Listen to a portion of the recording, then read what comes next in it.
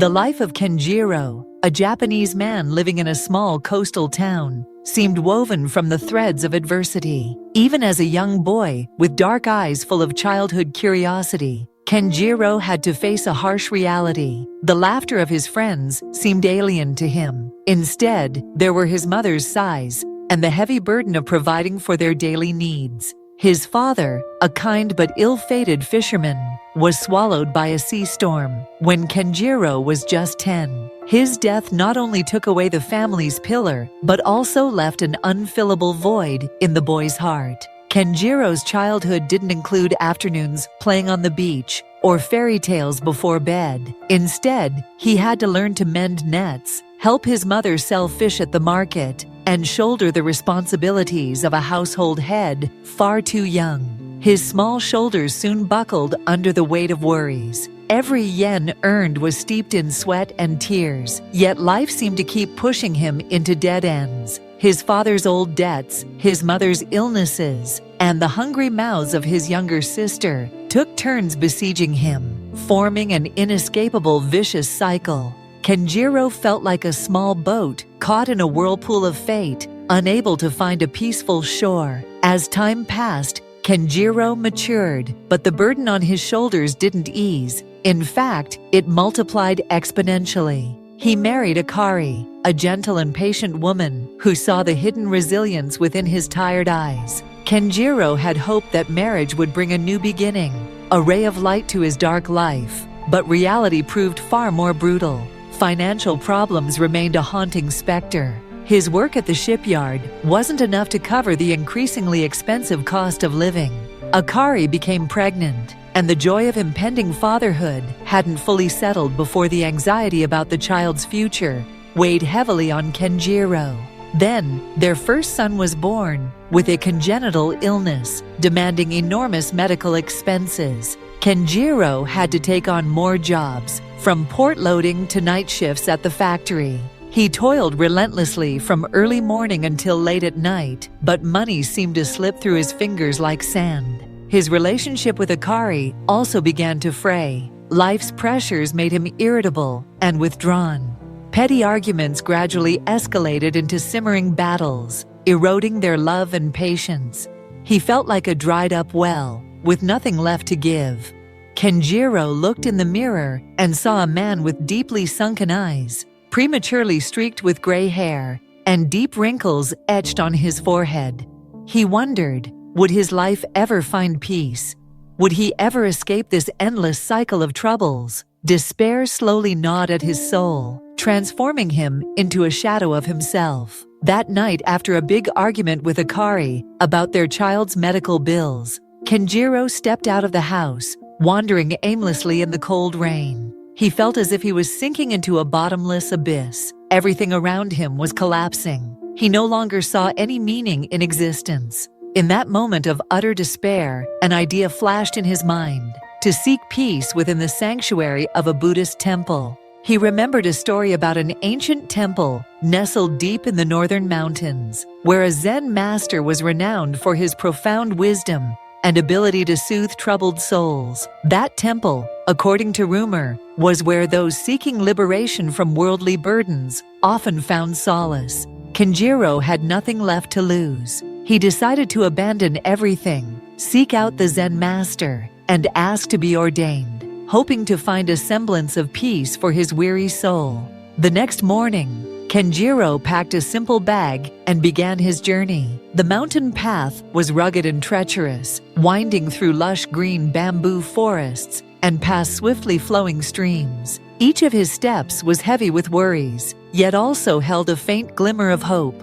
After 3 days and nights of continuous walking, Kenjiro finally saw the silhouette of the ancient temple, appearing through the early morning mist. Its solemn wooden architecture, moss-covered tiled roofs, and the distant ringing of temple bells created a tranquil space, completely detached from the outside world. Kenjiro stepped into the temple courtyard, feeling the profound stillness envelop him.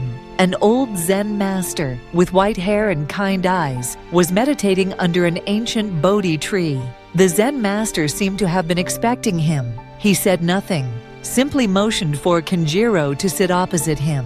Kenjiro knelt, bowed deeply, and began to recount his life, about the burdens that had weighed him down since childhood, about his father's death, his mother's illness, the mounting debts, his turbulent marriage, and his son's illness. He spoke through tears, his voice choked, as if unburdening himself of all the bitterness and despair he had suppressed for so long. "Master," he said, "I am so tired. I cannot bear it anymore. My life is an endless string of problems. I just want to find a peaceful place, to escape this mundane world and find serenity." The Zen master listened patiently, without interrupting, only nodding gently now and then. When Kenjiro finished his story, the space fell back into silence. The Zen master smiled softly, a smile full of compassion and understanding. "My son," he said, his voice as warm and resonant as a temple bell, "I understand your suffering, but to find peace, sometimes we need to view problems in a different light."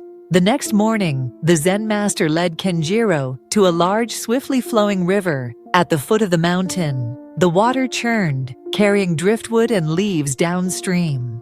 "Kenjiro," the Zen master said, "we need to cross the river to reach the village on the other side. But as you can see, the current is very strong." Kenjiro looked at the river, then at the Zen master with a puzzled expression. "Master, what should we do then? I don't see any boat or bridge." The Zen master didn't reply, simply sat down by the riverbank, closing his eyes as if in meditation.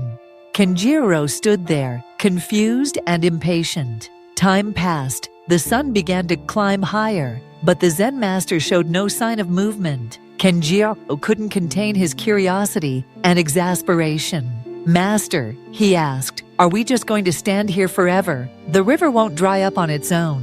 If we just wait, we'll be stuck here." The Zen master slowly opened his eyes, looking at Kenjiro with a deep gaze. He smiled, a meaningful smile. "You are right, Kenjiro.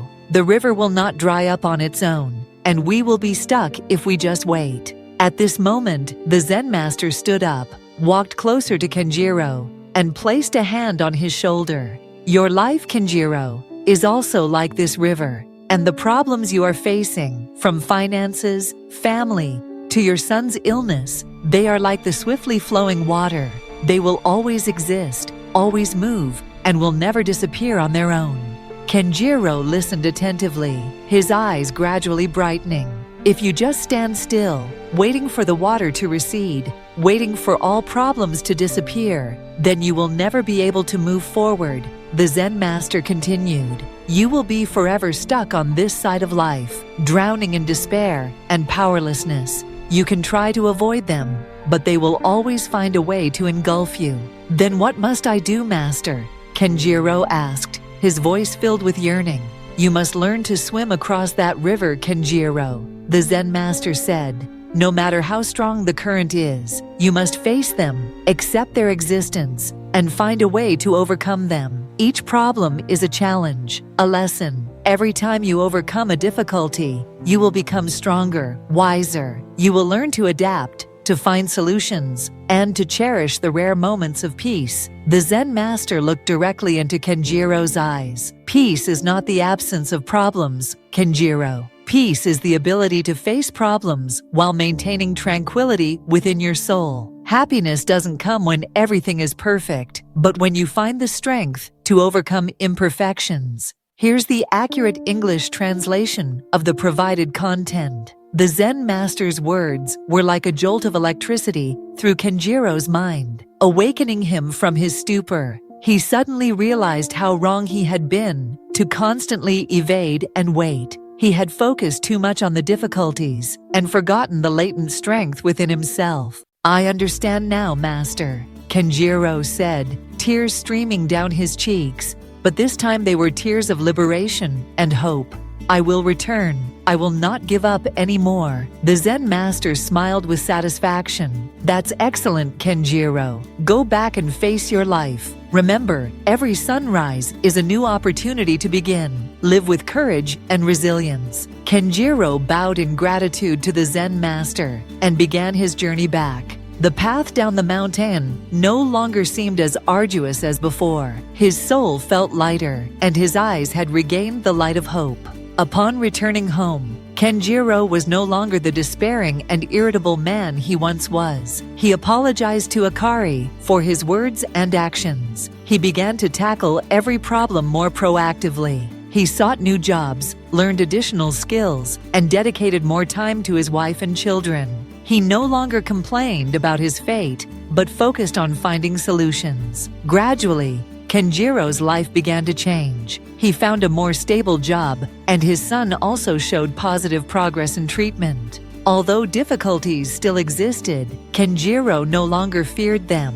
He understood that problems are an essential part of life, and it was these very challenges that helped him mature and grow stronger. He learned to cherish moments of peace, the smiles of his wife and child, and the warmth of his family home. Kenjiro no longer sought a life without problems. Instead, he found peace right within the flow of life, with all its difficulties and challenges. He understood that, like a river, life would always be in motion, always have big waves and treacherous rapids. But what mattered was how he chose to confront them. Every challenge he overcame became a valuable lesson, helping him grow stronger and wiser. He learned that success and peace don't come when life is easy, but when we continue to strive, persevere, and never stop learning, even when life is at its hardest. Kenjiro had found his own way to cross the river of life, not by waiting for it to dry up, but by bravely swimming through it, with faith in himself and acceptance of what life brings. If this message brought you even a little peace, don't forget to like, share, and subscribe to DOLA Tales. Every story we tell is a step toward healing, and your support helps us keep walking this path together. See you in the next video.